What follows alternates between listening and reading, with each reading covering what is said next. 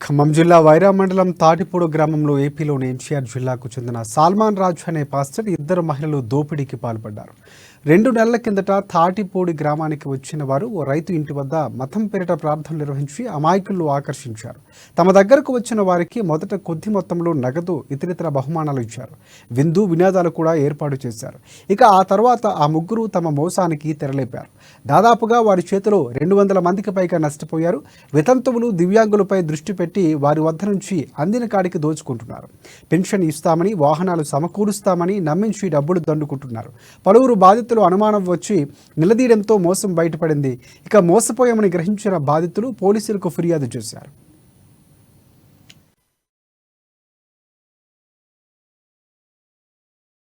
Mary మాత సదస్సు హైదరాబాద్ అని చెప్పని అది రిజిస్ట్రేషన్ కూడా కాలేదని చెప్పనేది మరి మనకి తెలియదుగా. ఇప్పుడు తెలిసింది రిజిస్ట్రేషన్ లేనిది ఎట్లని మతం పేరుతో వచ్చారు.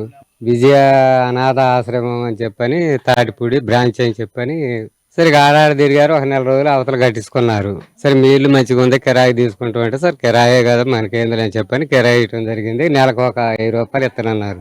1 నెల ఇచ్చారు, తర్వాత 2 నెలలు ఇలే.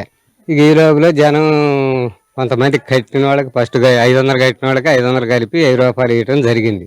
ఇక వాళ్ళకి 500 కడితే 5 రూపాయలు ఇస్తున్నారు కదా అని చెప్పని ఇక జనం నేను కడతాను అనేది ఎగబడ్డారు. అట్లా కొంతమందికి ఇచ్చారు. అందాజుగా ఒక 40 వికలాంగులకి అయితేనే 3000 కడితే ఫస్ట్ 2000 ఇస్తాం బియ్యం బ్యాగ్. ఆ తర్వాత నెల నుంచి ఎప్పుడు అలాగనే బియ్యం బ్యాగ్ అను 3000 కట్టారు కాబట్టి 3000 వాళ్ళు ఎట్లా పంపిస్తే 4000 కూడా ఇస్తామని కూడా చెప్పారు. వికలాంగులకు 4000 అన్నారు.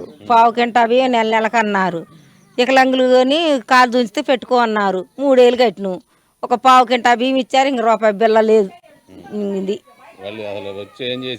ఇక్కడ ప్రార్థన పెట్టేది, ప్రార్థన చేయించేది, ఊరు చుట్టూరు కొవ్వొత్తులు ఇచ్చారు.